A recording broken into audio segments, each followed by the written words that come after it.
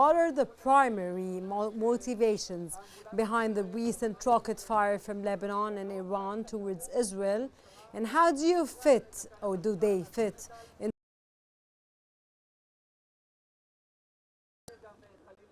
Well, in actuality, it's surprising, at the same time not that surprising, because everyone was expecting an Iranian retaliation since the assassination of Ismail Haniyeh. So now with the huge escalation in Lebanon and the invasion that started yesterday, or the incursion into southern Lebanon, as well as the decimation of the entire leadership structure of Hezbollah, it was rather expected that Iran would stage some sort of retaliation. However, what we can tell so far from what we have seen, the number of projectiles that have been shot and the number of projectiles that have been intercepted so far, it seems to be a limited strike. The Iranian Revolutionary Guard Corps expressed definitively that they will respond to any Israeli retaliation, meaning that their attack is over, or so we can understand.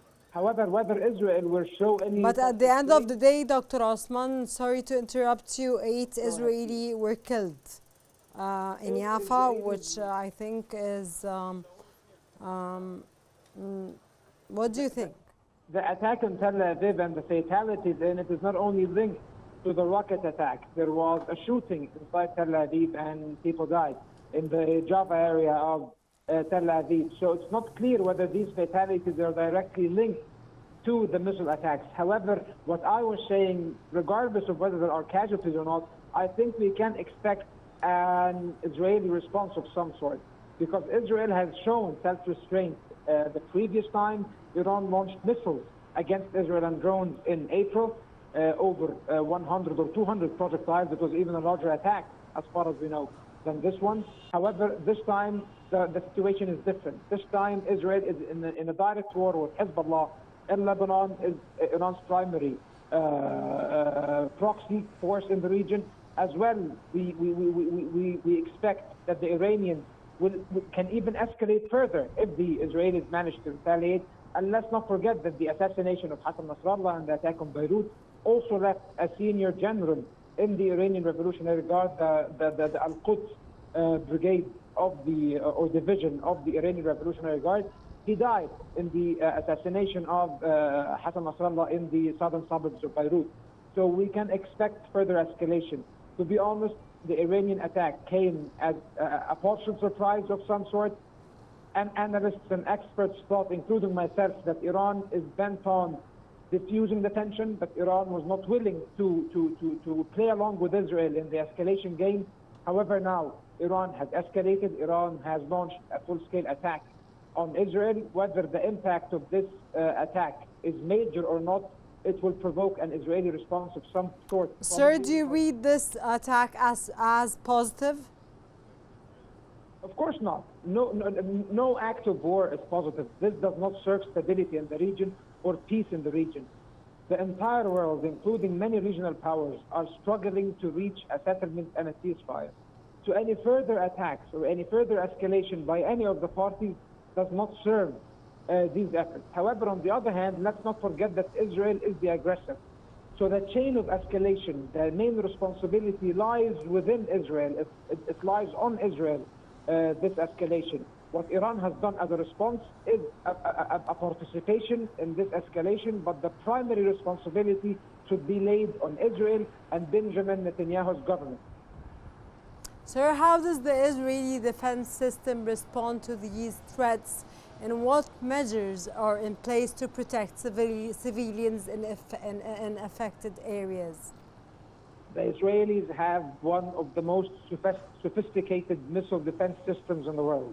One of them, for example, is the Iron Dome. The other one is the Arrow system. And these ones have proven surprisingly over the past year to be successful, at least in containing the missile attacks, whether from Hamas or from Hezbollah. We have not seen any wave of attacks that have left any substantial damage or destruction in Israel, in comparison, for example, or vis-a-vis the range of outright and massive destruction that Israeli strikes lead on Gaza or on Lebanon.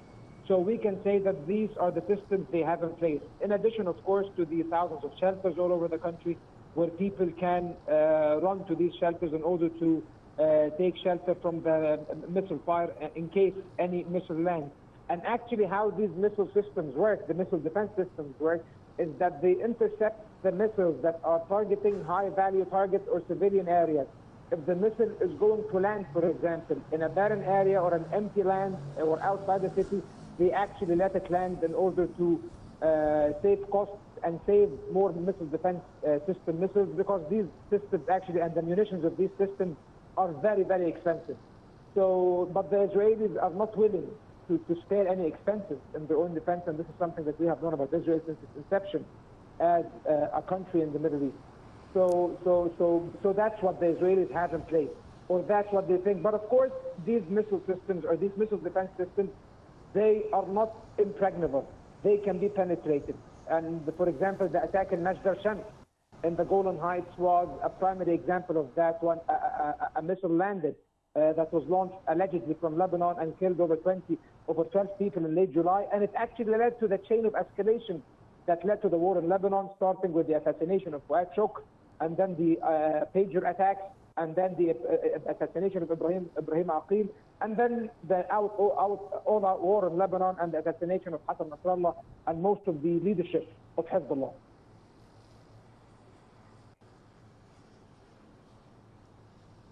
Hello? Yes, Dr. Mohamed Othman. Dr. Mohamed, what impact do these military actions have on the stability of the region, especially in terms of potential escalation and international response? And you have 30 seconds to answer this question. Sir, sorry. In less than 30 seconds, it's very detrimental for the stability of the region. We are on the precipice of a potential regional war, and we are in great danger. And I think cooler heads have to prevail, and peace has to prevail. If the chain of escalation persists, we will go into a regional war.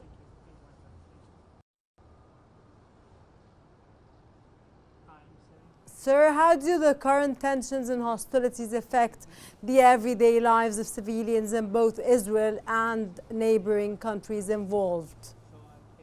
Of course, it will disrupt everyday life. If this exchange between Iran and Israel turns into a full-out war, life will be over in Israel, because Iran has an arsenal of thousands and thousands of missiles. But it will not. But it will be hell for the Iranians as well, because if the Israelis decide to retaliate and bomb Iran, it will not only be Israel on its own. The United States will intervene definitely if they feel that Israel is in any great existential danger.